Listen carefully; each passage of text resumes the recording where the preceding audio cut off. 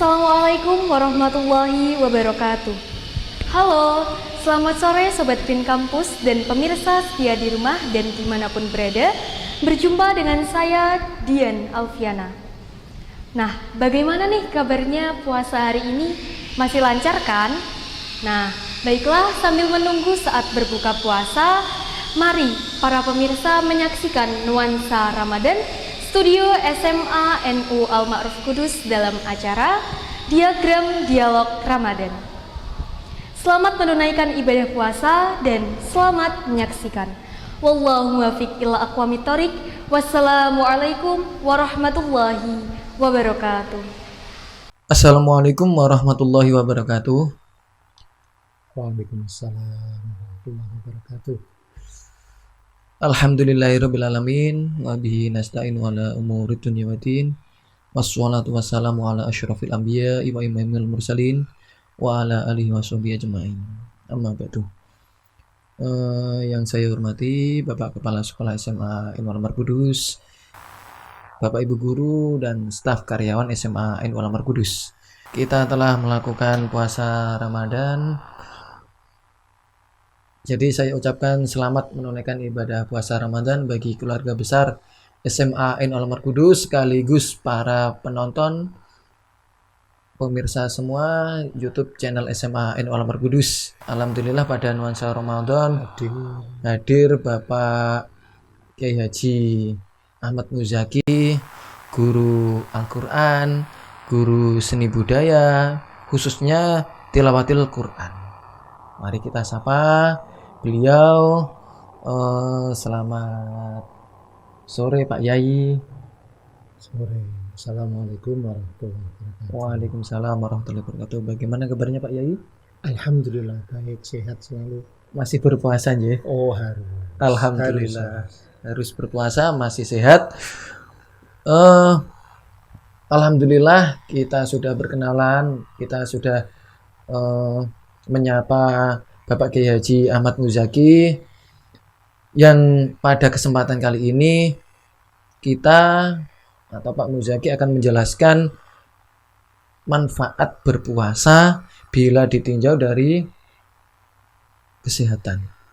Jadi kesempatan kali ini Bapak Muzaki dan saya akan berbincang-bincang, akan ngobrol mengenai manfaat berpuasa bila ditinjau dari segi kesehatan. Mungkin Pak Yai Muzaki bisa menjelaskan sedikit mengenai apa yang akan kita bicarakan hari ini. Monggo Pak Yai. Iya. Assalamualaikum warahmatullahi wabarakatuh. Waalaikumsalam warahmatullahi wabarakatuh. Bismillah, alhamdulillah, salatu wassalamu ala rasulillah wa ala alihi wa ashabihi wa mawalah amma ba'dah. Semuanya saja yang saya hormati, utamanya Bapak Kepala Sekolah SMA NU Al-Ma'ruf Kudus dan seluruh stakeholder yang ada. Tadi Pak Dimas sudah sampaikan ucapan selamat menunaikan ibadah puasa. Kali ini juga kami ikut nimbrung di sana. Semoga puasa kita dapat mengantarkan derajat muttaqin sesuai firman Allah, ya ayyuhalladzina amanu kutiba alaikumusyiyamu kama kutiba alal ladzina min qablikum la'allakum tattaqun. Jadi ending dari puasa kita adalah kita menjadi orang yang bertakwa. Amin. Sebelum kami masuk ke materi yang dipesankan dari Pak Dimas tadi, yaitu puasa ditinjau dari dimensi kesehatan, tidak ada salahnya apabila saya mengulas sebentar tentang Islam. Islam itu sebenarnya adalah agama yang sifatnya universal. Di dalam ajaran agama Islam itu disampaikan tatanan-tatanan hidup, tatanan-tatanan kehidupan yang meliputi seluruh bidang masalah. Masalah ubudiyah, masalah syar'iyah, masalah ekonomi, masalah kemasyarakatan, masalah kesehatan. Oh, Nah, ini yang saya mau masuk. yang nantinya kita bahas. Yang akan dibahas seterusnya lah. kita bahas pada kesempatan Oke, kali ini. cukup menarik ini. Ya. Sebenarnya perintah puasa ditilik dari dimensi kesehatan ini telah disampaikan oleh Rasulullah Shallallahu Alaihi Wasallam pada tahun kedua Hijriah, Pak Dimas. Tahun kedua Hijriah. Dengan dawuh beliau, sumu tasihu. Tasihu. Iya. Nggih. Berpuasalah maka akan sehat Anda. Itu. Makanya. Jadi di samping ini merupakan sebuah ibadah pada Allah, ternyata mempunyai civil effect yang luar biasa, yaitu kita bisa menjadi sehat. Nah, diharapkan sehat zahiran wa batinan, sehat zahir dan batin kita. Kemudian dari konsep Rasulullah sumu tasihu itu sebenarnya sudah banyak diteliti oleh para ilmuwan, Pak Dimas. Mereka telah meneliti dari dimensi kesehatan itu sejak Rasulullah menyampaikan ini, dan banyak para ilmuwan di antaranya tahun 1932 itu sudah ada yang meneliti tentang apa benar puasa itu sehat. Realitasnya kan ada orang yang tidak sehat kok malah diperintahkan puasa. Orang nggak puasa aja nggak sehat. Sebentar apalagi ya gitu. Ini sebentar nih Gigi. Ini cukup menarik. Melalui dari hadis yang Pak Yai tadi ucapkan, nanti kakek nih kan sumu tasihu. Itu seruan ajakan. Kalau dibahas dari bahasanya ya. Berarti Rasulullah itu menyerukan kita untuk berpuasa itu. Iya, betul. Jadi ketika Rasulullah itu memerintahkan, nah itu bentuknya amar atau perintah, maka itu mesti dampak positifnya itu banyak. Berarti tidak cuma sunnah, ini sudah masuk perintah. Iya, wajib itu. Wajib ya. Kalau kita kepengen satu sebagai hamba Allah yang selalu sehat, itu maka Rasulullah beliau sampaikan, kalau kamu kepengen sehat puasa, maka berpuasalah gitu. Jangan dibalik, ketika kamu puasa tidak sehat. Enggak. Nah, itu. Iya. Nah, lemas. Apakah benar puasa itu berdampak kesehatan pada kesehatan? Ada seorang peneliti, Pak Dimas. Peneliti. Ya, yang dia telah berhasil dengan testimoninya, dengan berbagai macam testimoni. Beliau meneliti itu mulai sekitar tahun 1960-an, meneliti tentang hadis Rasul ini. Saya belum lahir itu. Mungkin ya, atau baru dalam proses, Pak Dimas. Yaitu seorang peneliti dari Jepang yang nama beliau adalah Yoshinori Zumi. Mungkin nama ini sangat asing bagi telinga kita semua. Iya. Karena biasanya kan kalau ndak nama-nama Jawa, nama Indonesia, nama Islami. Ini nama dari Jepang ini kan masih asing di telinga kita ini, Pak Yai. Maka saya lebih tertarik itu. Itu alasannya, Pak. Saya kok begitu mendengar, melihat, membaca, sampai beliau ini tidak cuman dari testimoni, bahkan beliau ini memperoleh Nobel Kesehatan tingkat dunia, Pak. Nobel penghargaan kesehatan tanggal 3 Oktober 2016. Dengan Nobel masih baru. Dengan penghargaannya The Nobel Prize in Physiology or Medicine 2016. Jadi dunia mengakui konsep yang beliau sampaikan dengan testimoni otomatis bisa dibuktikan secara ilmiah dan logis. Nah, itu. Oleh karenanya kami menjadi tertarik sekali.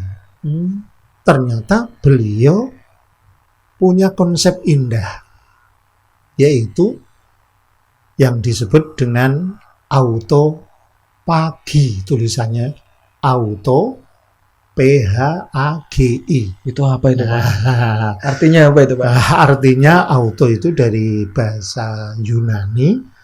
Auto itu artinya apa coba, Pak? Auto, auto nggih, nopo nggih? Nek auto mungkin jenengan ngerti, tapi kalau auto itu bahasa kesehatan ya dari Yunani. Auto itu artinya diri. Oh, Diri. Kemudian pajiin itu artinya makan. Makan diri. Maksudnya orang yang berpuasa itu sebenarnya yaitu pematian sel-sel yang ada. Artinya begini, Pak Dimas, dia punya konsep orang yang tidak makan selama 8 jam sampai 16 jam, maka sel di dalam tubuh manusia itu akan menjadi klenger. Nah, bahasa Jawane itu klenger. Lemes. Ya, lemes. Setelah dia lemes, akhirnya dia saling memakan antar sel itu sendiri. Nah, setelah dia memakan temannya, dia sendiri juga lemes. Akhirnya sama-sama lemesnya. Nah, sel yang masih kuat, dia kemudian membuang temannya yang sudah nggak terpakai itu, boleh dikatakan yaitu disapu bersih, begitu disapu bersih. Dia menjadi sendiri. Keluar oleh temannya sendiri dengan konsep dia yang disebut dengan autolisis. Ini bisa dikatakan teman makan teman. Teman makan teman. Bukan jeruk makan jeruk. Ini. Jadi siap.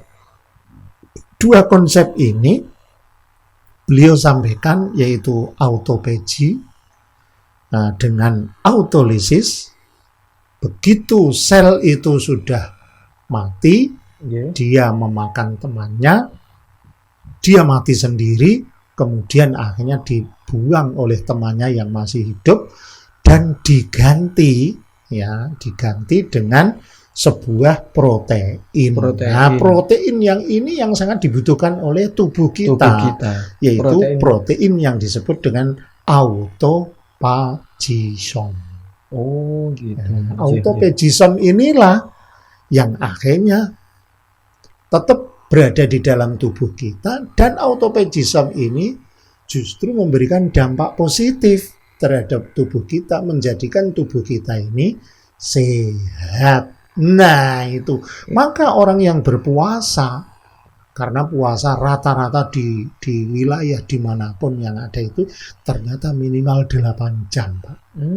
Sampai maksimal 18 jam. 18 jam. Ya, di satu negara dengan negara yang lain itu jumlah jam dalam puasa itu berbeda-beda. Nah, setelah diteliti oleh Profesor Dr. Yoshinori Ozumi ini, ternyata itu konsep Islam, yaitu puasa. Ini satu pertanyaan ini. Oke. Satu pertanyaan, Pak Yeye. Ya, monggo. Mungkin nanti juga ada beberapa pertanyaan juga. Iya. Terus satu pertanyaan dari saya ini, dalam dunia kesehatan khususnya, itu sebelum orang yang mau dioperasi itu kok harus berpuasa itu? Apakah itu juga diambil dari konsep Islam atau bagaimana itu? Monggo bisa dijelaskan? Barangkali. Orang kita itu ngertinya setelah kejadian. Nah, dari konsepnya Yoshinori Ozumi ini, kemudian dia karena konsepnya indah sekali, yaitu sel memakan sel. Satu contoh, orang yang kena kanker. Orang yang kena kanker itu, agar supaya kankernya itu tidak justru semakin ganas dan menjalar, semakin kuat. Dia caranya dibunuh dulu sel sel kankernya itu. Lewat berpuasa tadi Nah, yang tadi sudah dijelaskan oleh Pak Yai tadi. betul. Oh, Ternyata berarti ada sinkron. Sinkron. Sinkronnya itu di situ. Ada sambungnya. Sehingga orang yang mau operasi itu oleh Berpuasa. dokter sekarang itu diperintahkan untuk puasa. Padahal kalau menurut saya sendiri yang bukan dokter ini Pak Yai, Iya. duh, ame dioperasi kok malah kon poso, kok malah lemes, kan gitu. Gitu Pak Yai. Ternyata itu konsep ada rahasianya. autophagy. Oh gitu. Sel yang ada dimatikan dulu, minimal klenger, dia itu karena tidak bisa bergerak, kemudian baru dioperasi. Kalau itu yang mau dioperasi itu tentang kankernya, berarti kankernya itu selnya dimatikan dulu, baru dia diobati. Oh gitu. Kankernya diambil.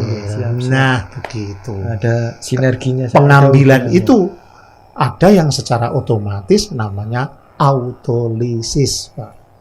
Autolisis. Autolisis itu sel penyakit yang ada di dalam tubuh itu setelah mati dia disapu habis oleh temannya. Gitu. Sehingga sel yang sudah begitu dimatikan, dia benar-benar sudah mati. Nah, terus diambil. Insya Allah efeknya, dampaknya ya positif. Sehat, insya Allah. Itu konsep indah itu kali ya. Konsep berpuasa dengan konsep kesehatan. Ini dua kalimat, dua kata yang bagus. Terus mohon maaf nih Pak Yai. Ini ada pertanyaan Pak Yai dari saya mengenai bahwa seusia saya, bahkan seusia 20-an, ini kok males berpuasa, alasannya itu satu tidak kuat. Yang kedua itu mungkin dari segi kesehatannya itu katanya waktu bekerja itu tidak kuat, terus kurang sehat atau bagaimana, itu bisa dijelaskan ini Pak? Iya. Monggo. Sedikit barangkali terkait dengan itu. Sebenarnya kekuatan makan seseorang itu 8 jam Pak Dimas. Jadi penjenengan hitung aja. Penjenengan hitung kalau penjenengan puasa, sahurnya itu pada pukul 4 dini hari, 5, 6, 7, 8, 9, 10, 11, 12. Perut sudah mulai kelingkingan. Pas niki poso beduk niki. Kados kula riyen itu sebenarnya itu kan sel-sel dalam tubuh kita itu kan klenger itu tadi. Nah, kemudian terus sisanya dari jam 12 sampai ke sana itu mulai autolosisnya, pembunuhan dari sel-sel yang ada. Justru itu ketika kita kasih asupan makanan, maka justru sel-sel yang dia bangkit kembali, tidak jadi mati. Dia malah justru semakin ganas. Nah, maka sebenarnya kalau kita sudah bisa klikik, itu berarti selnya sudah mulai mati.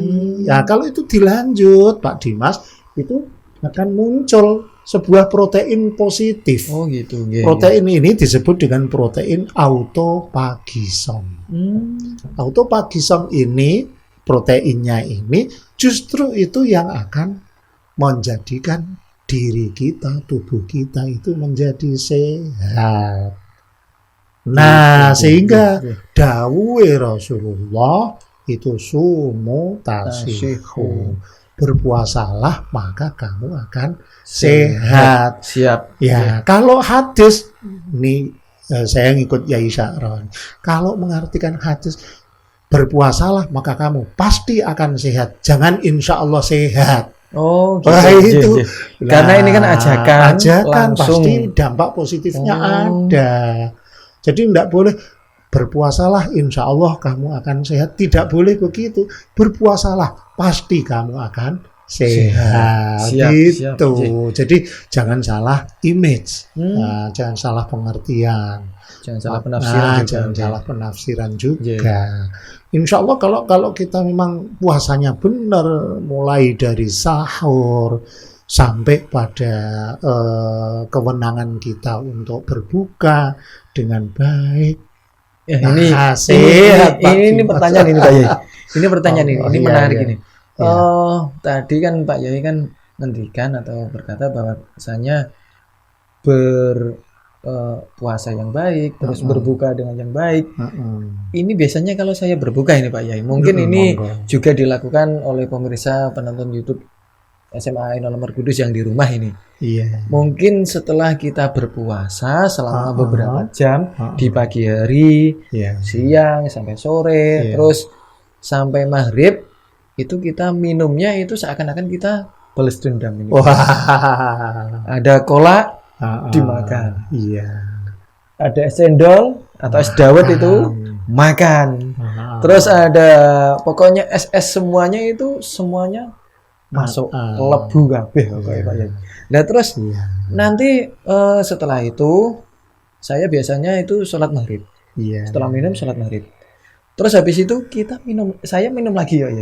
Habis minum itu makan itu nggih. Kalau bosone niku sak piring mumbul kabeh. Ya itu tadi balas dendamnya itu ya. Balas dendamnya itu. Tapi Iya. di balik itu pada saat kita mau sholat raweh atau pas sholat raweh itu pada Iya. saat rukuk itu untungnya buatan Wah. keluar itu makanan ini. Iya. Itu mungkin bisa dijelaskan dari ngendikannya Pak Yai tadi bahwasanya berbuka yang baik itu bagaimana? Monggo. Mestinya kalau makan itu kulu washrobu wala tusrifu. Wala tusrifu juga. Makan, minum, tapi wala tusrifu, jangan berlebihan. Yang sampaikan penjenengan tadi kan, wah luar biasa itu sampai over Nek sampai kulune nggih. Kulu sedoyo maksudnya. Masuk semua. Masuk semua. Mestinya konsep Rasul itu begini Pak Dimas. Iya. Jadi ketika kita seharian berpuasa, lambung kita baru reset. Itu gitu. kan ya. Istilahnya Setelah istirahat. istirahat, kemudian kita support awal itu dengan glukosa. Yang manis-manis. Ya, yang manis-manis. Kalau di Timur Tengah itu glukosanya pakai kurma. Oh, makanya di iklan-iklan itu Nah. ada kata-kata atau kalimat gini Pak Yai. Ajakan mungkin di iklan ya. Berbukalah dengan yang manis. Oh, gitu. Betul, itu sebenarnya untuk mensupport awal agar supaya lambung kita itu tidak kaget. Tidak kaget. Oke. Kalau langsung diisi banyak itu over, itu justru malah berbahaya. Terus pertanyaan saya ini kenapa dengan yang manis? Nah itu, Apakah kalau ada yang manis sinambungnya? itu tadi kan kaitannya dengan glukosa. Nah, agar supaya glukosa ini Mungkin menjadi benar-benar bermanfaat untuk tubuh kita energi. sebagai sumber energi. Kita banyak tahu bahwa sebenarnya itu hanya dikasih support aja dulu, jangan banyak. Rasulullah hanya 3 kurma. Kalau kita nggak ada kurma, kita ganti dengan kol. Gitu. Habis sekolah Ya habis sekolah, monggo resign dulu penjenengan tadi sholat, jangan langsung Es dendamnya cendol. semuanya masuk, semua lauk pauk Semuanya, masuk, Pak. nasi masuk, glukosa semuanya masuk, akhirnya lambung kita yang kualan, nema-nema. Setelah kita resign, ya kita kasih agar supaya dari resign itu kemudian lambung kita bekerja dengan baik. Walatusrifu itu jangan sampai berlebihan. Jadi carane masuk dulu kolak, terus kemudian diistirahatkan dulu. Setelah tersupport lambung kita baru ke yang lain. Sebenarnya begini Pak Dimas, manfaat dari puasa itu tidak hanya untuk lambung kita. Jadi Ada manfaat lain. ada manfaat lain seperti sel kanker. Nah ini maaf penyakit yang sekarang banyak menakutkan Pak. Nah monggo Penyakit puasa apa?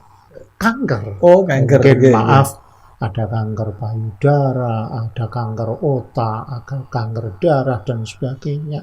Sebenarnya itu bisa diantisipasi sejak dini dengan cara berpuasa. Itu ada hubungannya Pak? Iya ada. Oh. Nah, jadi mesti ini sebagai seorang muslimah itu Yeah. puasanya minimal Senin Khamis. Nah, atau Ayyamul Bid. Ayyamul Bid itu pertengahan bulan, yaitu tanggal 15, 16 dan 14 namanya Ayyamul Bid. Ada lagi tuntunan yaitu di hari kelahiran kita, coron Jawa wetone lah itu. Itu yang sifatnya bulanan dan mingguan Pak Dimas. Jadi fisik kita itu biar ada waktu untuk resign lah, istirahat. Begitu. Kemudian tahunannya setelah terlatih mingguan, bulanan, tahunannya itu puasa di bulan Ramadan dengan endingnya yaitu la'allakum tattaqun, agar menjadi orang yang kita menjadi orang yang bertakwa. Derajat muttaqin ini derajat yang paling hebat. Inna akramakum indallahi atqakum. Orang yang paling mulia di antara kamu itu siapa? Orang yang paling bertakwa. Rasulullah ngendikan itu hanya orang yang paling bertakwa. Ini sifatnya am sekali, sifatnya umum sekali. Jadi dimensi apa? Mari kita bertakwa, takut pada Allah, takut pada aturan Allah, ikuti perintah Allah, tinggalkan larangan Allah. Dalam dimensi apa? Kaitannya dengan ekonomi, tatakun. Dalam kaitannya dengan sosial, tatakun. Insya Allah kalau kita mau ke sana, ending kita adalah tatakun, kita akan menjadi orang yang paling mulia.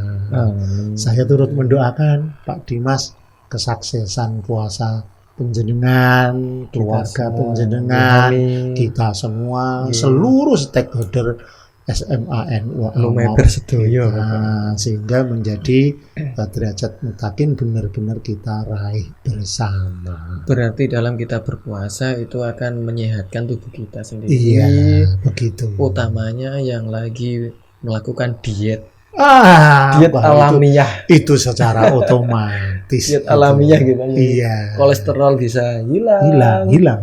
Insya Allah. Dan mungkin penyakit-penyakit yang ada di tubuh kita juga bisa hilang. Iya.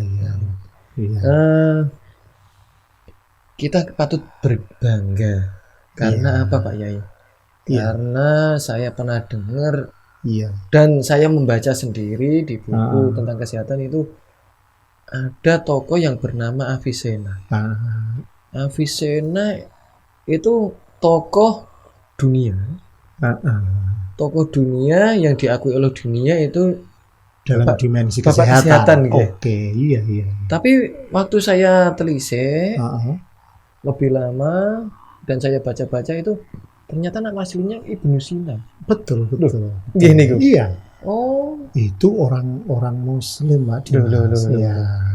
Sampai orang Barat sekarang itu punya konsep Al-Gharbiyun Madinuna Bisyarqiyin.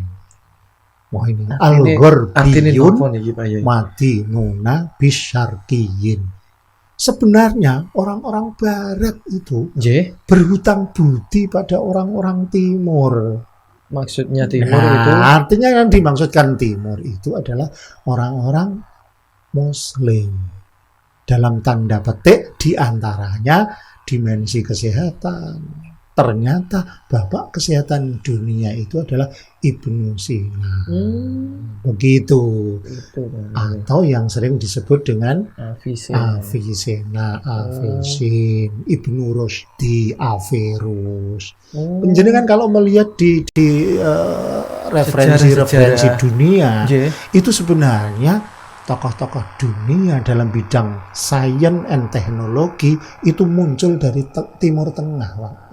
Nah, Dari itu. tokoh-tokoh Islam. Iya. Kita patut berbangga. Mereka itu sebenarnya menafsiri dari hadis Rasul, dari ayat-ayat yang ada. Ayat-ayat Tidak Al-Quran. sembarangan. Jadi kalau kita itu bisanya berkonsep-konsep yang akliyah. Nah, Nggih. kalau Islam itu konsepnya dua, Akliyah akliyah dan dan- nakliyah. Oh, Konsep nggih, nggih, siap. akal dan konsep dari Allah Subhanahu Oh, wa gitu, Ta'ala. Lah inilah pentingnya wahyu. Sehingga Islam saya katakan tadi itu adalah sebuah agama yang sifatnya universal gitu.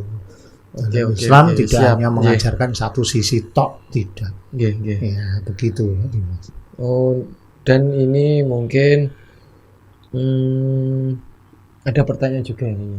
Satu pertanyaan lagi. Dalam kita berpuasa. Kembali ke kesehatan ini. Mungkin nggih bisa ditelisik dari kesehatan juga mungkin. Iya. Dalam kita berpuasa pada sore hari atau menjelang kita berbuka, itu mulut kita kok bau itu bagaimana ya? Nah. Dalam kita kita berbicara sama temen itu kadang nggih. Ngapunten nih, kula kan puasa piyambak ngoten nah. Temen kula nggih puasa. Kula nggih kadang puasane nggih mungkin amal ibadahnya nggih mungkin sedikit dikurangi oleh Allah karena apa? Ngrasani. Ya Allah bocah iki ambune. Betul. Jajane pripun ngoten niku. Lah itu Niku kenapa kok abab kita, ibaratnya bahasa Jawa ini kan abab nih. Itu kenapa kok bisa bau itu bagaimana? Sebenarnya itu tadi konsepnya Nggih. autolisis.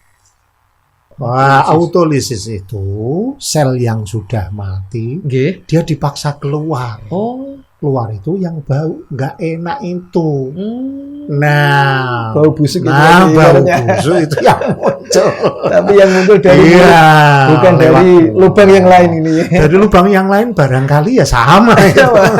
Begitu. Iya, iya, siap. Jadi bahkan Rasulullah itu memberikan penghargaan. Baunya orang berpuasa itu besok diganti oleh Allah Dengan?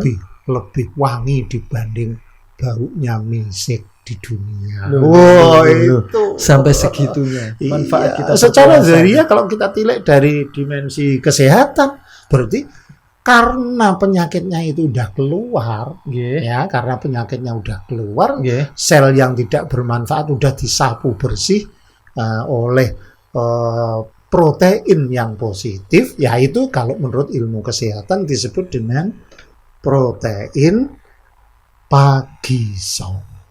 Nah, tadi. protein inilah Iya, yang akhirnya mendukung diri kita itu menjadi sehat, Siap. kuat, nah dan bermartabat. Gitu. Jadi kalau kita hubung-hubungan tetap Ada sampai hubungannya ya, itu. korelasinya itu Oh. jelas sekali begitu. Iya, Sehingga secara tadi saya ngomong bahwa awal orang berpuasa itu akan sehat zahir dan sehat batinnya. Termasuk nanti nyampe kepada inteligensi dan seterusnya, Pak. Orang Iya, yang siap. telah terbiasa berpuasa itu inteligensinya beda dengan mereka yang nggak pernah puasa. Gitu. Iya. Sampai inteligensi orang Indonesia tertinggi itu namanya Profesor Dr. B.J. Habibie. Itu terbukti beliau itu selalu puasa Senin Kamis, Oh. Ayyamul Bid. Kalau Ramadan pasti itulah. Monggo ini yang baik-baik ini kita Nggih. tiru. Kita tiru. Insya Allah kita juga akan minimal inteligensi kita bisa semakin meningkat dan semakin baik. Kecerdasan kita muncul khususnya pada anak-anak kita, keluarga kita. Monggo kita biasakan berpuasa dengan rumusan sumu tasihu tadi. Begitu Pak Dimas. Terus mungkin ini ada satu ya. Pesan dan kesan untuk kita semua yang sedang berpuasa, baik yang ada di rumah maupun dimanapun di tempat kerja. Pesan dan kesan dari Pak Yai untuk kita semua ini Iya. apa? Monggo. Awali puasa ini satu dengan niat. Nah, biasanya habis taraweh kalau di kampung kami itu imamnya itu nuntuni untuk niat puasa yang benar. Iya. Kemudian jangan lupa asupan gizi dipersiapkan juga. Pada saat sahur ya. Nah, sampai Sampai santri-santri di desa-desa itu nggih.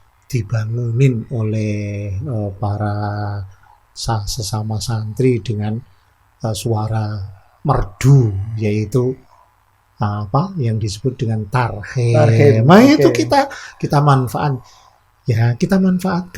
Misalkan Pak Riza dengan suara merdunya dengan membawakan lagu Hijaz. Wih. Misalkan lah ini.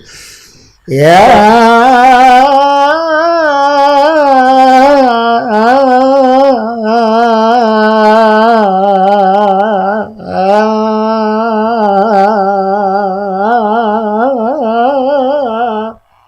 Merdu sekali. Ar-Rahmanur Rahimin. Wah, ini kalau Pak Yainya yang melakukan hal tersebut, kalau malah lajeng Tertidur. tidur meleh. Tadi terbangun terus tidur meleh ngoten. Saking Mudah-mudahan. merdunya. Jangan lupa awali sebelum puasa Yeah. sahur dengan tetap memperhitungkan makanan yang bergizi penuh energi. Kemudian minum nggak usah berlebihan. Yeah. Konsepnya kulu wasyarabu Boten kulu wala sedoyo. tusrifu. Nah itu. Mboten kulo sedaya nggih. Ya kalau Habib siapa itu Pekalongan Bib Lutfi. Lutfi itu memberikan petunjuk begini, kamu makanlah, asal habis makan kasih jeda dulu, jangan minum buru-buru. Kalau beliau memberikan konsep begitu, ternyata itu kalau kita lakukan juga indah Pak itu. Nah, Ada rahasia. ada rahasia juga. Nanti Mungkin dibahas ini lagi, ini bahas banyak pada Pak. pertemuan selanjutnya mungkin. Begitu. Karena waktu telah Begitu. memberikan kita karena waktu telah kok eli sih? Karena waktu kita harus iya kalimatnya apa ya? Eli karena waktu. Yang Karena waktu yang membatasi kita, jadi mungkin itu bisa dibahas dengan pertemuan-pertemuan selanjutnya itu. insya Allah. Insya Allah. Semoga sehat semua. Amin, Nah, amin, dapat melaksanakan puasa dengan sempurna. Amin. Begitu.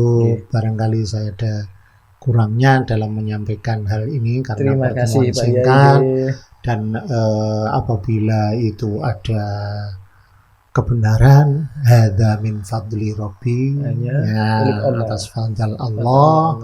Kalau memang itu ada kesalahan, mohon koreksinya. Itu miliknya begitu. pembawa acara Itu, ini. miliknya Kalau kesalahan. yang punya omongan ini Iya, siap. untuk dimaafkan dan dihalalkan. Siap. Begitu. Amin. Demikian Pak Dimas. Allahumma fiqhu ila aqwamit thariq. Wassalamualaikum warahmatullahi wabarakatuh. Waalaikumsalam warahmatullahi wabarakatuh. Alhamdulillah pada kesempatan hari ini kita telah berbincang-bincang dengan Bapak Kiai Haji Ahmad Muzaki dalam tema manfaat berpuasa bila ditinjau dari kesehatan. Jadi dalam beragama kita itu bisa berpikir, bisa diselesaikan dengan pemikiran, juga bisa diselesaikan dengan hati juga. Juga diyakini bahwasanya sehat berpuasa itu ada hubungannya. Sehat berpuasa itu Ada korelasinya. ada korelasinya. Dari saya kurang lebihnya mohon maaf. Sampai bertemu di nuansa Ramadan selanjutnya dalam konten-konten yang tentunya asik. Ada konten hiburan, ada konten agama juga, ada konten informasi. Pokoknya lengkap lah di SMA Ainul Almar Kudus ini. Terima kasih, kurang lebihnya saya mohon maaf. Dari saya akhirul kalam, billahi taufiq wal hidayah, wassalamualaikum warahmatullahi wabarakatuh. Assalamualaikum warahmatullahi wabarakatuh. Alhamdulillahirabbil alamin. Wabihi nasta'in ala umuri dunya waddin. Wassalatu wassalamu ala asyrafil anbiya'i wa imamil mursalin sayyidina wa maulana Muhammadin wa ala alihi wa sahbihi ajma'in. Rabbi syrah li sadri wa yassir li amri wahlul 'uqdatam min lisani yafqahu qawli, amma ba'd. Para pemirsa setia YouTube SMA NU Al-Ma'ruf Kudus dimanapun Anda berada, semoga kita senantiasa diberi kesehatan oleh Allah Subhanahu wa Ta'ala sehingga dapat menjalankan ibadah puasa Ramadan tahun ini dengan sempurna, tidak ada halangan suatu apapun. Amin Allahumma amin. Masih bersama Nuansa Ramadan SMA NU Al-Ma'ruf Kudus. Mari kita dengarkan kembali ngaji bareng yang akan disampaikan oleh Romo Kiai Haji Bahauddin Nur Salim. Bagi para pemirsa yang menunggu azan maghrib, kami ucapkan selamat mendengarkan, selamat menyimak. Semoga kita mendapatkan ilmu yang bermanfaat, ilmu yang barokah. Assalamualaikum warahmatullahi wabarakatuh.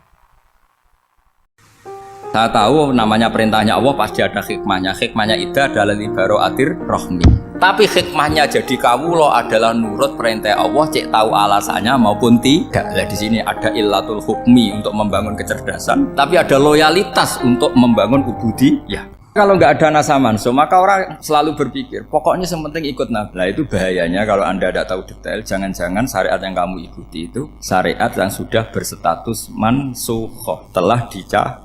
Dan itu banyak. Makanya kata Sayyidina Ali ketika ada orang ngajar gak tahu nasa mansuh, halakta wa ahlakta, kamu rusak dan merusak orang lain. Seperti tadi pernah ada kawin itu satu turunan, yaitu era Nabi Adam. Masa kita sekarang kawin sama satu turunan, kan gak mungkin, ya kan? Pernah ada membumi hanguskan orang kafir, yaitu syariatnya Nabi Nuh. Itu dihapus oleh syariatnya Nabi Ibrahim dulu, yaitu Nabi Ibrahim menghentikan apa? Faman tabi'ani fa innahu minni wa man asoni fa innaka ghafurur rahim. Ya, kalau orang ikut saya, ya Allah, ya pasti golongan saya. Kalau yang masih maksiat, masih balelo, saya berharap engkau ampuni.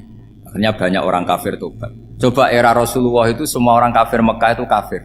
Nabi belum wafat, itu sudah ada 114.000 mukmin semua. Jadi Nabi menangi mayoritas orang menjadi mukmin dari mayoritas kafir. Yaitu disebut wara'aitan nasa yadkhuluna fi dinillahi afwaj. Andai kan Nabi Muhammad pakai syariatnya Nabi Nuh, bisa enggak ngislamkan orang sebanyak itu? Enggak bisa kan? Maka ini penting mengenali nasah mansuh. Jadi periode cara wong Jawa maksud no tuntas. Robila tadar itu, pasot tuntas itu, menghabisi itu habis di periode Nabi siapa?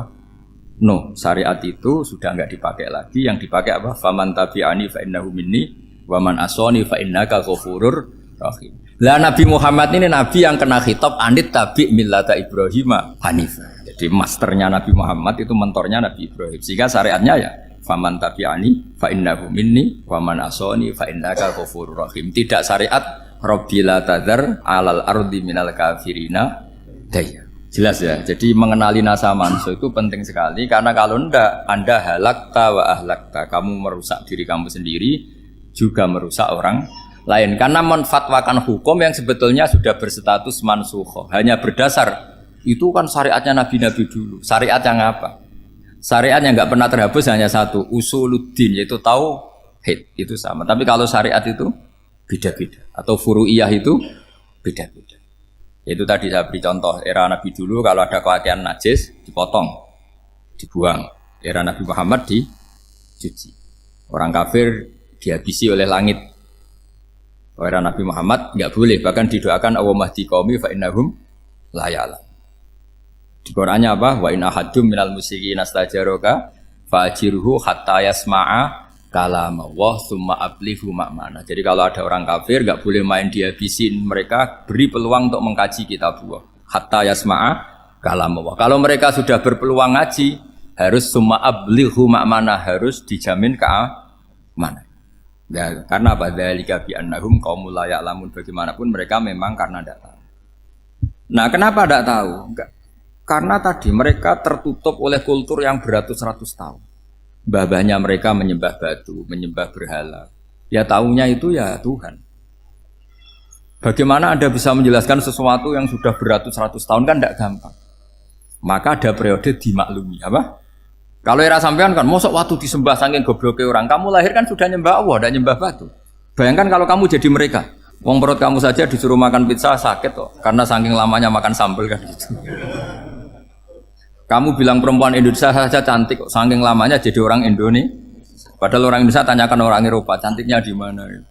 Kamu lahir di Afrika, bilang orang Afrika itu cantik, tanyakan orang Eropa, cantiknya di mana? Hitam gitu kok.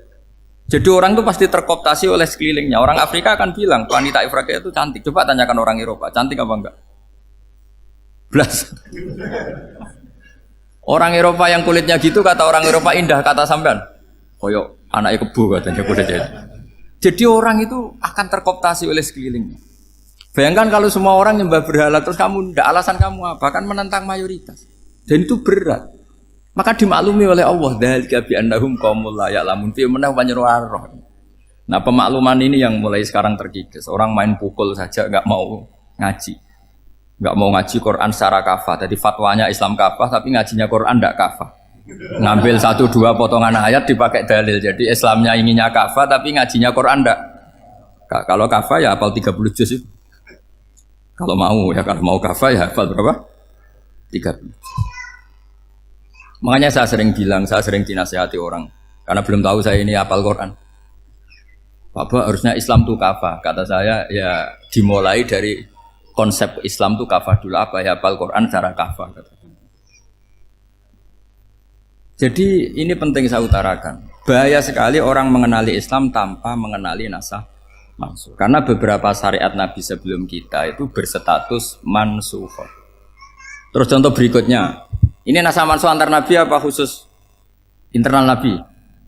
Antar Nabi aja nggak selesai nih sampai subuh aja nggak selesai. Contoh yang paling keren mungkin cowok semua senang. Nabi Dawud dulu istrinya berapa? 99. Nah itu kalau masih halal itu kan berarti jenengan tuh punya istri berapa? Wah itu kan ngeri betul. Punya satu aja repotnya gitu, apalagi berapa? Punya 99. Terus kamu bilang gini, ini kan syariatnya Nabi Dawud, Nabi kan bisa diikuti.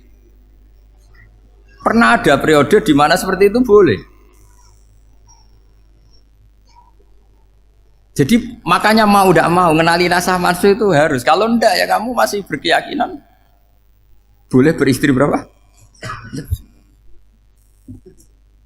Nah ini penting saya utarakan. Makanya Sayyidina Ali itu kalau ngetes calon mubalek, kira-kira kalau Kemenak dulu inginnya apa? Sertifikasi apa? Mubalek. Itu tanyanya gitu.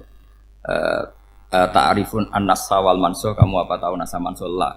Jawabnya Sayyidina Ali, halak tahu ahlak tahu, kamu orang yang rusak. Karena tadi takutnya ada syariat yang sudah mansukh dipakai. Itu tadi misalnya kita ini tidak umatnya Nabi Nuh, tapi pakai syariat Robbila tadar alal ardi minal kafirina.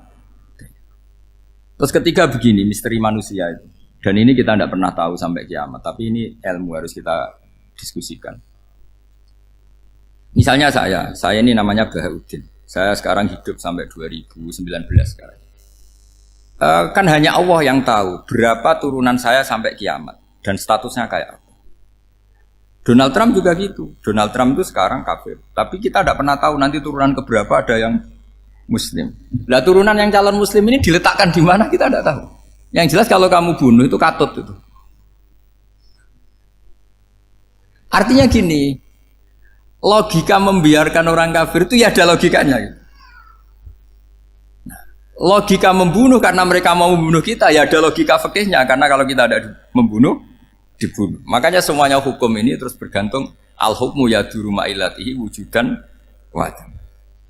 Di sini terus dipertemukan. Makanya semua nabi itu kalau yang namanya membunuh pasti pas perang saja, karena ini kondisi yang memang pilihannya hanya dua, kalau nggak dibunuh ya membunuh. Ada duel lah itu. Maka ini butuh kajian fikih dan orang nggak boleh subjektif dalam hal ini. Saya ulang lagi, tidak boleh subjektif. Karena tadi orang yang kamu katakan sekarang misalnya Zaid, kamu itu bodoh sekali. Kenapa bodoh? Nggak hafal Quran, nggak pernah kuliah, nggak pernah ngaji. Ternyata Zaid ini bersemayam calon anak yang alim alama hafal Quran, namanya Umar, tapi masih jadi sperma. Suatu saat Zaid itu punya anak alim alama, kan banyak orang tidak bisa baca Quran punya anak hafid, banyak nggak di Indonesia? Banyak nggak petani yang punya anak dekan? Petani punya anak dekan, yang dekan punya anak naik kelas saja susahnya bukan main. Banyak kan? Nah ketika dibalik nanti ada dekan punya anak goblok, yang petani punya anak dekan, pinter mana? Kita tidak pernah tahu, makanya ini kan ya sudah kalau nggak pernah tahu ya bilang saja wallahu alam kan selesai, daripada keminter keliru kan ada wallahu alam. Makanya cerita favorit guru saya Kiai Haji Maimun Zubair itu punya apa namanya Kiai Zubair, itu cerita favoritnya itu ada santri namanya Soleh. Soleh itu alim alam. Orang Madura itu cara berpikir kan kalau kiai saja alim seperti itu apalagi bapaknya. Pas bapaknya main ke pondok, santrinya ada ribuan, bapaknya main ke pondok itu. Sholat itu ya gak bener, gak sesuai sunnah Rasul lah kira-kira gitu. Sudah sholat itu gak bener apa-apa gak bener. Masih ditakwil sama santri Madura karena orang Madura itu kultus. Mungkin khilaf itu satu khusus, pokoknya perlakuan khusus. Suatu saat saking bodohnya orang itu kenceng tuh pinggir musola. Wah ini gak bisa ditakwil lagi, akhirnya gak bisa ditakwil tuh gak. Wah ini sudah gak bener ini, gak bener. Singkat cerita santri tadi gak kuat matur ke kiainya, Pak Yai. Jenengan sealim itu kok bapaknya segoblok itu. Kenapa? Ya, dia kencing pinggir musola. Oh bapak saya itu pinter sekali. Kok bisa? Karena beliau yang memutuskan saya mondok sampai saya jadi alim alama seperti ini. Yang bodoh itu mbah saya. Yang bodoh itu mbah saya.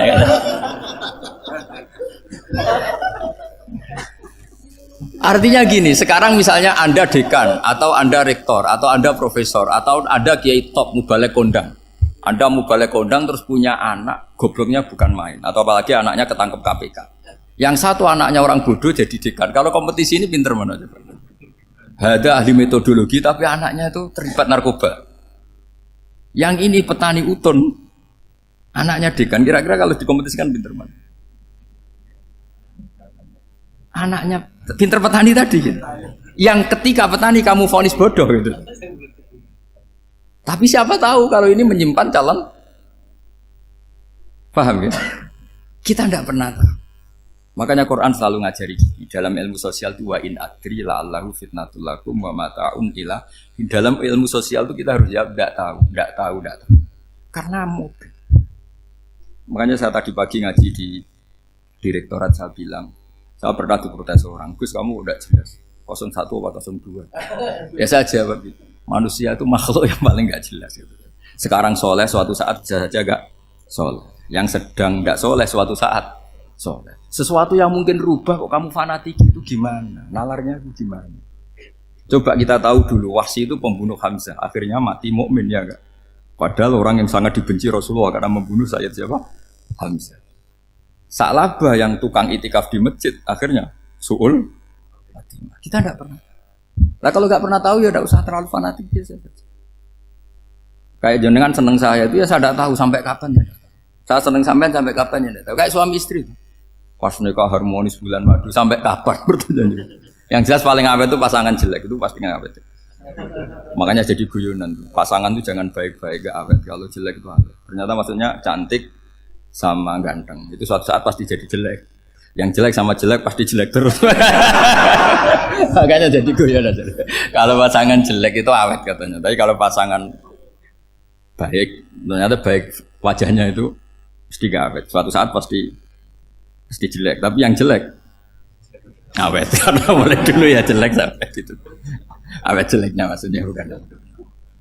Ya jelas ya, jadi saya mohon sekali ini ilmu. Sampai ndak urusan, ini bukan urusan cocok ndak cocok, tapi ilmu. Ilmu harus kita dengar bahwa syariatnya para nabi itu yang sifatnya furu'iyah, tidak usuliyah, tidak tauhid itu potensi rubah. Sehingga mengkaji nasab mansukh itu satu keharusan seorang ulama. Makanya setiap ada syariat nabi, hal hadis syariah mu'abbadah amla, mansukhah amla. Karena potensi itu tinggi.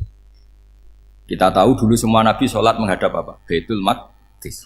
Era Rasulullah dipindah ke Ka'bah.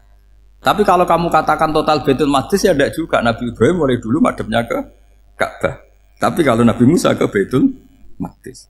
Terus kamu bilang ini 01, 02 ya ada, memang syariat jadi sesuatu yang furu'iyah. Nah, kenapa ini furu'iyah? Jawabannya sederhana. Ketika seseorang menghadap Ka'bah itu menghadap batu apa menghadap Allah? Allah. Ketika menghadap Baitul Maqdis hakikatnya menghadap Allah apa menghadap Baitul Maqdis?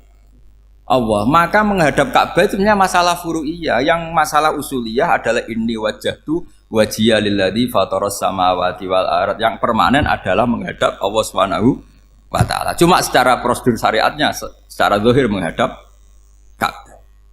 Maka potensi rubah karena ternyata itu furu'iyah, untuk kiblatnya itu furu'iyah. Yang permanen adalah menghadap ke Allah Subhanahu wa ta'ala. Ini pentingnya. Jadi terus sekarang masih antar nabi apa di internal nabi? Ini sudah mau selesai, ini sudah habis ini. Internal. Ini sudah selesai, ini sudah pas. Mohon Pak ambil. Oh. Jam ini sudah. Sampai mana tadi? Diteruskan apa enggak? Sudah ya, sudah kayaknya sudah. Biar kelihatan cerdas. Sekali pertemuan sudah pinter gitu. Berapa? Setengah jam sudah pinter gitu. Yang internal nabi apa antar nabi? Internal ya, sudah sekarang ke internal. Kalau internal lebih banyak lagi contohnya. Yang masyhur tentu masalah Baitul Maqdis. Dulu Rasulullah pernah sholat menghadap Baitul Maqdis 16 bulan. Berapa?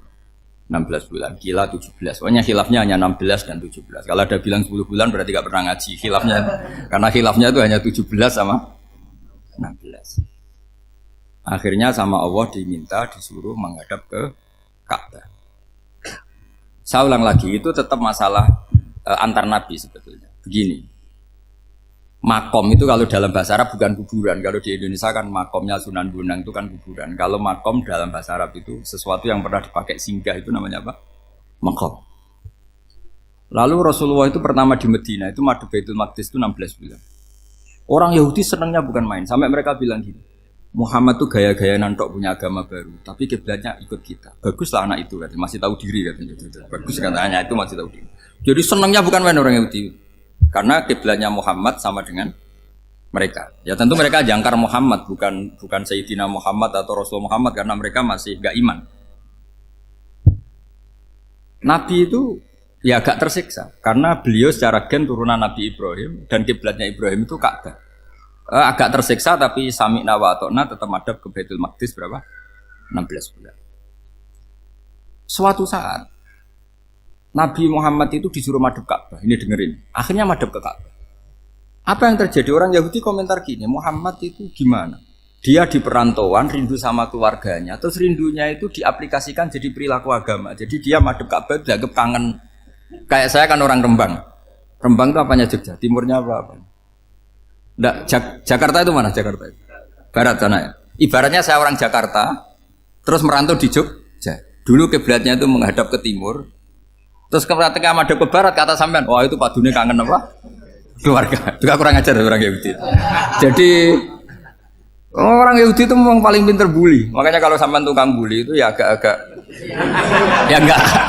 Saya enggak ngomong agak ya, pokoknya agak-agak ya. Pinter bully orang Yahudi. Makanya enggak ada orang debat sepinter orang Yahudi. Yang bisa ngalahkan hanya Tuhan itu. Orang Yahudi yang bisa ngalahkan hanya Tuhan. Loh Sayyidina Ali tak orang paling terkenal cerdas. Itu kalau sama orang Yahudi itu pusing. Karena ya apa logikanya itu? Saya beri sekian contoh. Ada orang Yahudi tanya gini, Muhammad, kalau kambing mati itu yang bunuh siapa? Ya Allah, mati langsung itu. Agama kamu itu aneh, Mak. Yang langsung sentuhan Allah haram, tapi yang lewat tangan-tangan jahil manusia malah halal. Harusnya itu yang halal kan orisinal, langsung Allah yang bunuh. Jadi utaknya itu aneh, dari cara berpikir itu aneh. Nah cara sampean ini kan, nak halal pangan kue. Tapi Nabi kan nggak boleh bertutur kata kasar gitu. Kalau yang jadi Nabi saya untalan ngono kan gitu. Tapi Nabi kan nggak boleh kasar. Jadi Nabi itu problem karena nggak boleh apa? Kasar. Kalau kita kan gampang, wis nak halal untalan kan selesai apa? Tapi Nabi nggak boleh kasar gitu. Jadi nak jadi nggak Nabi, nggak sampean itu kan enak. Mau keliru ya pantas, mau apa saja pantas. Karena kan nggak panutan. Kalau Nabi nggak bisa meluruskan kebenaran itu harus tetap sesuai akhlak. Ya jadi agak kerepotan. Makanya punya Umar alhamdulillah ada yang nggak perlu aturan gitu. Jadi enak. Jadi ya itu memang aturannya harus itu. Coba Nabi itu perang tapi nggak boleh bunuh. Kayak apa susahnya? Beliau jadi sasaran tembak tapi nggak boleh bunuh. Kalau sahabat kan enak, duel, relax, santai, bisa tarung. Kalau Nabi nggak boleh. Makanya Nabi meskipun ikut perang terus nggak ada sejarah orang yang dibunuh. Ya, hanya satu peristiwa itu pun dibaca orang kafir, ditangkis Nabi, pedangnya kembali ke dia mati. Tapi nggak ada yang Nabi. Karena Nabi kalau pembunuh nanti itu terus kayak pendekar kan susah juga punya Nabi kok. Habis perang saya Nabi tanya, Muhammad habis perang berapa? 1000. Ya repot juga punya Nabi mantan apa? Pembunuh meskipun yang dibunuh orang kafir, tapi kan kayak apa ya? Fitrah manusia itu akan menolak kepemimpinan orang yang gitulah pokoknya nggak bisa diterangkan itu. Makanya Nabi itu nggak pernah bunuh, meskipun kayak apa musuhnya tapi nggak pernah bunuh. Untungnya di sekeliling orang-orang yang tadi. Jangan bilang tuh suka bunuh ya, pokoknya perang gitu ya. Perang dengan bunuh itu beda loh. Ya. Kalau perang itu fair apa? Fair. Sampai mana tadi? Nabi Ibrahim ya. Makom tadi saya ulang lagi. Nabi Muhammad menghadap ke Baitul Maqdis itu hanya Allah nuruti. Ini loh Nabi betul. Tahu betul bahwa di antara syariat adalah Baitul Maqdis karena semua Nabi pernah berkiblat Baitul Maqdis. Tapi Nabi ketika menghadap ke Ka'bah, Nabi juga dibilangin sama Allah. Ini loh syariat yang benar karena Ka'bah juga kiblat sing a'taku, lebih tua ketimbang Baitul Maqdis. Maka disebut Ka'bah Atiqah. Ilal Baitil Atiq. Kalau Quran bahasakan Ka'bah apa? Wal yatawafu bil Baitil Atiq. Atiq itu tua sekali. Ya sudah. Ketika berstatus tua itu orang Yahudi seneng, mergo roh kelirune Muhammad. Mereka nantang, Muhammad ayo debat terbuka. Nabi rawuh. Bagaimana Anda bilang Ka'bah itu kiblat tertua? Wong Ka'bah itu pertama yang menghadap sana itu ya kamu. Semua Nabi menghadapnya ke Baitul Maqdis. Terus Nabi Muhammad mulai berargumentasi ilmiah tadi. Enggak, Ka'bah itu kiblatnya Ibrahim. Jadi Ibrahim dulu itu yang mulai dulu kiblatnya itu di Ka'bah. Terus orang itu tanya buktinya apa? Terus dijawab fihi ayatum bayinatum maqam Ibrahim. Ternyata di situ ada jejak kakinya Nabi Ibrahim, yaitu batu yang diinjak beliau ketika bangun Ka'bah. Itu argumentasi ilmiah. Lah barang orang Yahudi kehilangan ilmu itu gobloknya orang Yahudi. Makanya yang bisa mengalahkan Yahudi hanya Allah Subhanahu wa taala. Luang Ibrahim saja golongan kita, pengikut kita. Ibrahim itu pengikut Yahudi. Wah itu Nabi mulai senyum-senyum, mulai tertawa-tawa. Wah itu goblok orang terdidik. Karena itu ibaratnya kayak kamu bilang Soekarno itu pengagum Puan Maharani. Kira-kira seperti itu. Soekarno itu pengikut Puan. Karena Yahuda itu Yahuda bin Yakub bin Ishak bin Ibrahim. Saya ulang lagi ya, nasabnya Yahudi apa? Yahuda bin Yakub bin Ishak bin Ibrahim. Jadi Ibrahim itu mbah keempat dari Yahuda. Tapi karena mereka kalah debat, Ibrahim itu pengikut Yahudi itu sama dengan bilang apa? Soekarno itu pengikut Puan Maharani. Itu kan jadi aneh. Atau Gus Dur pengikut Mbak Yeni atau Basim Masari pengikut Mbak Yeni itu kan aneh. Wah, akhirnya sama Allah diingatkan. Makanya ada ayat ha antum haula hajjatum fi malakum bi ilm falimatu hajuna fi ma laysa lakum bi ilm. Perjanjian debat ini semuanya harus ilmiah. Tapi kenapa perdebatan Anda malah ndak ilmiah? Karena orang Yahudi iftadohu, malu semua. Wah, semuanya Muhammad itu satu-satunya kekalahan orang Yahudi. Tapi ayat-ayat seperti ini itu enggak populer. Ayat ha antum haula'i hajastum fi malakum bi ilm falimatu hajuna fi ma laysa lakum bi. Jadi Islam betapa hebatnya Islam. Kalau debat harus ilmiah. Dan Kanjeng Nabi menantang, ini perjanjian kita debat ini ilmiah. Kenapa sekarang jadi tidak ilmiah? Yaitu kamu mengatakan Ibrahim itu pengikut Yahudi, padahal Ibrahim dengan Yahudi itu dulu Ibrahim. Makanya Ismat kalah, man. Tapi tetap ra Islam. Tapi nah, makanya terus Ka'bah dibuktikan ketuaannya lewat apa? Fihi ayatum bayinatum maqamu Ibrahim. Itu bukan makom kuburan. Karena makamnya Nabi Ibrahim tetap Hebron, tempat Palestina. Kira-kira itu Palestina. Jari Israel yo ning Israel, bola menang di. Jari ning Israel yo ning Israel, jari Palestina ning. Saya pernah ziarah ke sana di Hebron. Di makamnya Nabi siapa? Ibrahim. Jadi jelas ya. Jadi nasa mansuh itu ketentuan yang dikehendaki Allah Subhanahu wa taala untuk menguji loyalitas manusia, menanggalkan semua akalnya. Makanya saya mohon sekali siapapun yang ngaji saya dimanapun, sekali-kali manusia itu harus menanggalkan akalnya. Sekali Anda pakai akal, maka Anda akan ingkar dengan nasa mansuh. Nasa mansuh itu hukum yang direvisi, yang dibatalkan. Makanya orang Yahudi lagi-lagi pinternya orang Yahudi. Merovokasi orang-orang yang Islamnya belum kuat, diprovokasi gini. Ungzuru ila Muhammadin tahayyara fi din yukhillu yawman wa yuharrimu ukhra. Lihat itu Muhammad, dia kebingungan cara beragama. Kadang bilang A, besok bilang B. Jadi nasa mansuh dianggap satu bentuk kebingungan. Gak kurang ajar tapi. Wah, akhirnya sebagian orang yang murtad. Makanya nasa mansuh itu satu peristiwa yang menjadikan banyak orang murtad. Karena diprovokasi orang Yahudi bahwa itu bentuk kebingungan Muhammad. Akhirnya terus saya qulu sufa minan nasi ma wallahum an qiblatimul lati kanu alaiha. Kelirunya orang Yahudi adalah ternyata nasa mansuh yang dipilih Rasulullah itu semuanya ada di Taurat dan Injil. Termasuk di Taurat dan Injil disifati dan Nabi yusolli ilal qiblatin, bahwa Nabi ini akan bersolat dengan dua kiblat. Makanya tetap ditantang. Kul fa'tu bitaurati fatluha in kuntum shadiqin. Kalau kamu tidak percaya bahwa saya ini orisinil, ayo bareng-bareng mengkaji Taurat. Tapi mereka tidak siap mengkaji Taurat. Karena Taurat semuanya mendukung Rasulullah Muhammad SAW. Fatluha in kuntum shadiqin. Makanya ini penting sekali ngaji. Jadi perdebatan itu macam-macam. Dan itu pinternya orang Yahudi. Ungzuru ila Muhammadin tahayyara fi dini yukhillu yawman wa yuharrimu ukhra. Ini penting sekali. Makanya nasa mansuh itu uji loyalitas. Itu Imam Malik kalau mencontohkan ke Imam Syafi'i. Saya berisikan contoh fikih. Ini saya melanggar waktu ini. Ini sudah saya yang tidak mengesahkan diri saya. Ya misalnya ini ya, ini kertas saya bawa ya, ini kertas saya bawa. Terus ini tak kasih uang misalnya, uang 100.000. Atau kalau contoh Imam Syafi'i dulu dididik Imam Malik begini. Ya Syafi'i, kalau kamu punya dua budak, dua pembantu, kalau dulu kan masih ada budak, dua pembantu lah kira-kira. Seneng mana, yang cerdas sama yang goblok? Seneng yang cerdas. Kalau yang nurut sama yang bantahan, seneng yang nurut. Lah yang nurut itu yang goblok. Makanya tinggal dibalik saja. Kamu tak beda ya. Seneng mana punya istri yang cerdas apa yang goblok? Coba jawab. Atau ibu-ibu, mbak-mbak ini, seneng mana punya suami yang cerdas atau yang goblok? Kalau cerdas gak bisa diakali, tapi goblok nurut tapi ya kadang sini-sini kan. Nah, itu kan antar manusia. Masalahnya kita menghadapi Allah Subhanahu wa taala yang semua kita pasti bodoh. Kita menghadapi Allah Subhanahu wa taala yang semuanya kita pasti bodoh. Allah jelas ngendikan wa kanal insanu zaluman jahula. Manusia itu banyak dolimnya. Dolim itu sifat mubalaghah. Kalau orang dolim sekali dolim, kalau sering zalum, kalau jahil biasa jahil, kalau banget jahili jahul. Bahasa Arab kan gitu memang. Ghafir, pengampun biasa. Kalau ghafur selalu mengampuni. Syakir, makanya sifatnya Allah Ta'ala ikut wazan fa'ul semua. Ghafur, syakur. Atau diikutkan wazan fa'al.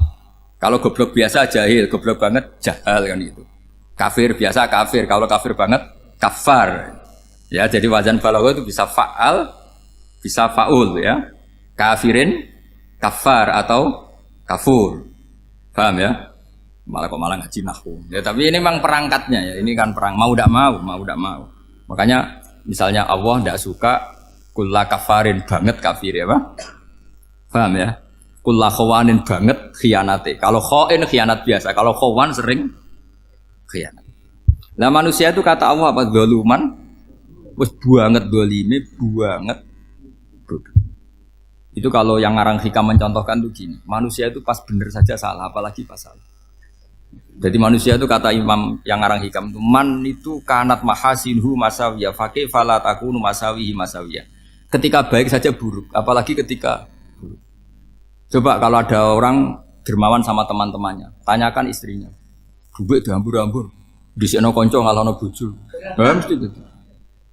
Teman yang sering silaturahim ke teman-temannya, kata temannya baik, senang silaturahim, tanyakan istrinya, oh meninggali wong.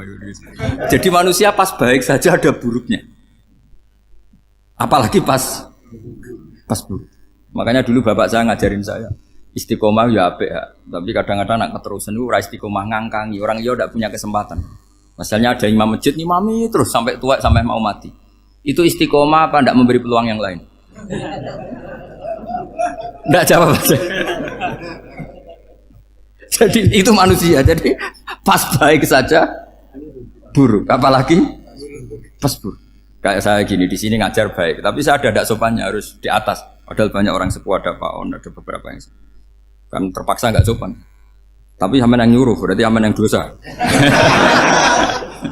Kemarin-kemarin saya minta di bawah supaya ganjaran saya utuh. Ini gara-gara begini ganjaran saya ini agak terkredit terdebat itu karena itu.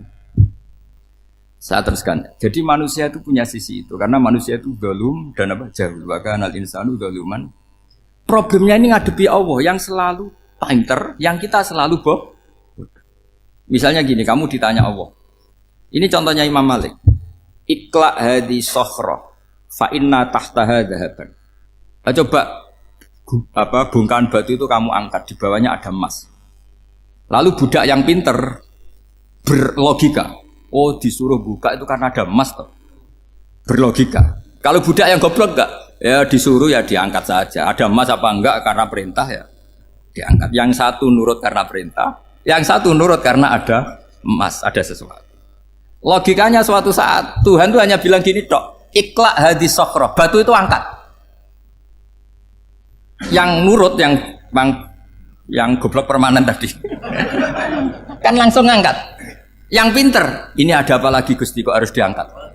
Ya gak ada apa-apa, nyuruh saja kata Allah gitu. Oh ada bisa, sesuatu harus ada alasannya. Itu kira-kira mangkel loh gak? Oh mangkel. Nah, logikanya manusia seperti itu. Makanya dua murid pinter, di rakyat pinter, presiden ya susah mesti demo. Goblok ya susah di sini-sini uang. Ini kan gak ada pilihan, memang manusia itu gak ada pilihan. Nah sekarang masalahnya gini di fikih ini, saya kembali lagi ke fikih. Pertanyaannya secara fikih begini, misalnya iddah. Iddah itu seorang perempuan ditinggal mati suaminya atau ditinggal atau cerai. Itu kan ada namanya apa? Iddah. Iddah itu memastikan apa tujuannya? Memastikan rahim itu steril dari mani atau sperma zaut awal. Supaya nanti kalau dinikah orang lain tidak terjadi ikhtilatul nasab. Oke, berarti iddah kita beri argumentasi secara ilmiah li baro'atir rohmi. Jadi misalnya Zaid menceraikan istrinya Sri dalam keadaan masih bisa haid. Iddahnya 3 kali masa suci. Wal mutallaqatu yatarabbasna bi anfusina salah satu guru. Lalu karena secara teori medis kalau haid berarti bukti tidak hamil. Apalagi kalau haidnya terulang-ulang sampai 3 kali pasti tidak hamil. Jika kalau nanti dinikahi orang lain pasti kalau ada anak ya anaknya zaud sani atau zaud kedua. Berarti alasan iddah li baro'atir rohmi. Oke, kita sok pinter, sok bijak. Pertanyaannya adalah, sekarang sudah baru 1 bulan, suaminya di Malaysia, nggak pernah ngumpuli. Dicek di medis juga berbukti tidak hamil. Apakah boleh tanpa iddah? Semua ulama mengatakan tidak boleh. Tapi ini kan rahimnya jelas bersih. Ya karena iddah itu nuruti perintah pangeran, pokoknya tetap iddah. 3 kali masa suci. 3 kali masa suci atau masa haid. Itu ada perdebatan ulama. Tapi kan ini terbukti bersih, Gus. Meskipun terbukti bersih, kata Allah harus iddah 3 bulan atau berapa? Kira-kira 3 bulan, 4 bulan, ya tetap harus iddah. Kowe milih mana? Sok pinter, Gusti. Berhubung ini, pangeran buat terang gitu. Berhubung. Jadi Tuhan apa bawa wari? Berhubung Gusti. Ini jelas steril dari sperma zaut awal. Nggak usah iddah Gusti. Sama aja kamu disuruh majikan kamu ikla hadis sakhra. Berhubung nggak ada apa-apa, nggak usah ya. Kira-kira mangkel nonda budak yang seperti itu. Mangkel. Maka dibutuhkan kebodohan dalam beragama. Betul itu memang. Makanya Nabi itu unik. Pernah bilang itu gini. Aksaru ahlil jannah al-buhu. Aki-aki penduduk swarga itu al-buhu. Wong goblok-goblok. Maksudnya goblok yang jenis ini. Bukan goblok betulan. Maksudnya goblok jenis ini itu ya tetap pinter. Tapi pinternya dibuang. Pura-pura goblok demi sami'na. Jadi saya misalnya kok pinter. Pinter dan goblok tadi. Sekaligus. Pinter dan goblok. Ya bah, ikla hadis sokhra fa inna tahta hadaban. Tak angkat karena saya tahu di bawah ada emas. Tapi di hati saya sajane ya mergo perintah. Suatu saat kok disuruh Allah ikla hadis sokhra, perintah ya tak angkat. Ya sudah. Jadi ya pinter ya goblok.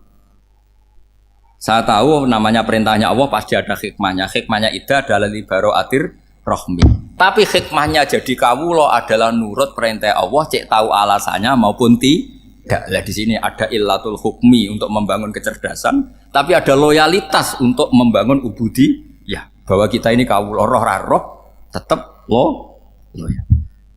Makanya tadi pagi saya cerita Sayyidina Umar. Sayyidina Umar kayak apa cerdasnya? Tapi tetap ubudiyah. Yaitu Rasulullah SAW sering dibully orang kafir. Muhammad tuh gaya-gaya nantok. Wong ra oleh nyembah berhala, ra oleh nyembah watu, jebule dekne nyembah Hajar Aswad. Karena dilihat dari jauh kan tetap nyium Hajar Aswad. Coba kalau kamu lihat dari jauh, kamu sujud dari jauh kan kayak sujud sama batu. Makanya Sayyidina Umar karena orang kafir masih cara berpikir gitu, tiap nyium Hajar Aswad itu komentar gedumel. Alim tu annaka hajarun la tadurru wa la tanfa. Walau la anni ra'aitu Rasulullah qabbalaka ma qabbal. Aku roh nak watu ya ora mandoroti ra manfaati. Kalau saja saya tidak melihat Nabi nyium kamu, saya tidak sudi nyium kamu. Jadi tidak berdoa doa mustajab itu tidak gerutu. Karena apa? Umar tahu ini masalah secara tauhid. Kalau saya doa depan Hajar Aswad nanti dikira syirik karena berdoa di depan batu. Tapi kalau saya tidak nyium nyulayani sunnah Rasul yaitu nyium Hajar wis tengah-tengah nyium sambil gerutu itu sudah kompromi. Ya nyium tapi gerutu. Kayak apa? Makanya ya cerdas tapi ya goblok tadi ya cerdas. Itu uniknya Rasulullah. Jadi muji orang pintar ya sudah langit. Tapi Nabi pernah dalam satu hadis mengatakan aksaru ahlil jannah al-bulbu. Aki-aki penduduk swarga itu orang bodoh. Artinya orang bodoh itu bukan bodoh betulan. Dia meninggalkan akalnya demi loyalitas ubudi. Untuk menutup itu bukti begini. Perang Badar itu perang yang nggak mungkin dimenangkan umat Islam karena orang kafir itu 1000 dengan pasukan full dengan peralatan perang full. Rasulullah itu tahun kedua Hijriah itu pasukannya hanya 313. Itu pun pedang itu untuk orang 5 itu hanya ada pedang 1. Jadi kalau mau dibaca orang sih kamu nilai pedangnya aku. Itu kan nggak kebayang perang dalam keadaan seperti itu. Jadi mesti kalah, orang kok mungkin kalah mesti. Tapi Nabi tetap bilang saya ini disuruh Allah perang ya harus berangkat. Yaitu perang Badar. Kata para sahabat, ya Rasulullah ini nggak masuk akal, sudah nggak usah perang ini nggak masuk akal, mau setor nyawa. Sudah gitu dadaan, nggak ada persiapan. Lucunya apa? Sahabat itu ketika Nabi tetap berangkat. La akhrujanna walau waqti. Nabi menginginkan saya tetap berangkat meskipun sendi. Setelah Nabi berangkat sekian meter, tuh sahabat ikut semua. Kata Nabi, lah kamu kok ikut? Ya ikut saja. Kata kamu mesti kalah. Ya anggap saja setor nyawa. Demi loyalitas pada jenengan. Itu makanya nggak ada periode sebaik periode sahabat. Tapi yang gerutunya jalan. Karena gerutu ini bawaan ilmiah. Makanya kita loyal sama presiden. Tapi yang nggak cocok ya gerutunya jalan. Tapi bawaan mencintai Indonesia tetap jaga stabilitas. Itu bawaan cinta Indonesia, bukan cinta pejabatnya kadang. Gerutunya jalan. Tapi bawaan loyal sama Indonesia tetap mengaku. Bawaan loyal sama Rasulullah tetap ikut perang. Bawaan akal karena nggak masuk akal ya gerutu. Dan itu uniknya Quran itu mengapresiasi itu dan dianggap nggak masalah. Saya bacakan ayatnya. Kama akhrajaka rabbuka min baitika bil haqq wa inna fariqam minal mu'minina lakarihun yujadilunaka fil haqqi ba'dama tabayyana ka'annama yusaquna ilal mauti wa hum yanzurun. Peristiwa Badar ada peristiwa kamu itu keluar untuk perang. Sahabat kamu ngikuti, tapi mereka lakarihun, nggak senang sebetulnya. Karena nggak masuk akal. Ya geremeng tapi ya derek. Yujadiluna kaflah, mereka mendebat kamu dalam kebenaran. Jadi ya Rasulullah wong perang karuan kalah jenengan lakoni alasane nopo? Lah kowe kok melok? Ya saya harus ikut jenengan Nabi. Itu unik. Kalau orang sekarang mana mau kalau nggak masuk akal nggak mau melakukan. Coba misalnya istri kamu belanjanya dikurangi. Anggap saja petualangan latihan hidup di masa lalu. Enggak mau. Padahal petualangan itu hal yang indah. Petualangan itu kan hal yang indah. Kan enggak mau. Oh ngirit aja alasan. Tapi lucunya kalau dijak camping bermiskin-miskin di hutan mau. Karena karpe dhewe. Tapi nak suami yang ngongkon. Ayolah seminggu ini kita model miskin. Anggap saja petualangan masa lalu. Enggak mau. Karena pinter. Apa? Coba kalau bodoh. Ya ngono ya apa-apa Mas. Tapi resikonya nak bodoh, pas kamu sakit ya dibiarin. Karena dia melihat sakit kan biasa, namanya manusia. Jadi makanya ini pilihannya susah hidup itu masih susah makanya ini. Jadi uniknya Quran gitu. Quran itu membolehkan psikologi manusia. Makanya Allah ngendikan kutiba alaikumul qital wa huwa kurhul lakum. Ya saya tahu kamu tidak suka perang. Allah yang ngakui bahwa kurhul enggak apa-apa. Tapi ketidaksenangan kita harus dilawan demi mengikuti Allah dan misalnya perempuan Allah juga gitu. Wa ashiruhunna bil ma'ruf. Gauli istri kamu muamalah secara baik. Kata Allah fa in karihtumuhunna fa'asa an takrahu syai'a wa ja'alallahu fi khairan katsira. Mungkin ada watak yang kamu tidak suka, tapi di situ ada kebaikan. Allah ngaku yang namanya suami mesti ada watak yang enggak suka dari istrinya. Juga sebaliknya lebih banyak lagi yang suami istri kamu tidak suka watak kamu. Juga enggak suka hidung kamu, wajah kamu banyak lah enggak disuka. Tapi demi kestabilan negara suami istri ini, mereka loyal, justru itu bagus. Maka jagalah ilmu, juga jagalah loyalitas. Itu yang perlu saya utarakan. Jadi makanya agama ini dibangun dua. Satu kecerdasan hikmah, yaitu ya al-hukmu yaduru ma'ilati wujudan wa adaman. Tapi juga ada ubudiyah, bahwa agama ini milik Allah. Maka sami'na wa ata'na. Karena begini logikanya, saya ulang lagi masalah batu. Ikla hadis sokhro fa inna tahta adaba. Terus saya angkat, pembantu saya ngangkat. Dia saya gaji atas nama apa? Nurut kan? Atas nama menemukan emas apa atas nama nurut? Nurut, karena emas itu juga penemuan saya, milik saya. Ngangkat batu yang nggak ada emasnya juga atas nama nurut. Jadi rapot yang saya berikan ke pembantu saya itu tentang nurut dan tidak nurut. Saya kan tidak peduli dengan cerdas dan tidak cerdas. Itu kan tidak sesuatu yang menguntungkan saya. Nah Allah juga gitu. Kecerdasan kamu, pinter kamu itu tidak menguntungkan Allah Subhanahu wa Ta'ala. Karena Allah itu tidak butuh pinter kamu, cerdas kamu. Allah hanya butuh mental ubudiyah kamu. Makanya Allah mensifati nabinya hanya subhanalladzi asra bi abdihi, karena status tertinggi manusia adalah sifat kehambaan. Makanya ya Tuhan nafsul mutmainnah irji'i ila rabbiki radiyatan mardiyah fadkhuli fi ibadi. Berstatuslah sebagai hamba baru wadkhuli jannah. Nah, kalau kamu berstatus hamba ya harus baik, enggak usah kalian bantah. Coba kalau kamu rasional, ya Allah kenapa bikin surga nanti-nanti? Engkau kan bikin sekarang, ngapain repot-repot nanti? Jadi kacau semua agama. Makanya yang perlu didahulukan adalah status ya Tuhan nafsul mutmainnah irji'i ila rabbiki radiyatan mardiyah fadkhuli fi ibadi. Masuklah berstatus sebagai hamba saya. Khasnya hamba tadi ya cerdas, karena semua yang diperintahkan Allah pasti ada hikmahnya. Tapi kecerdasan ini kadang kita tinggalkan demi loyalitas ubudiyah. Assalamualaikum warahmatullahi wabarakatuh.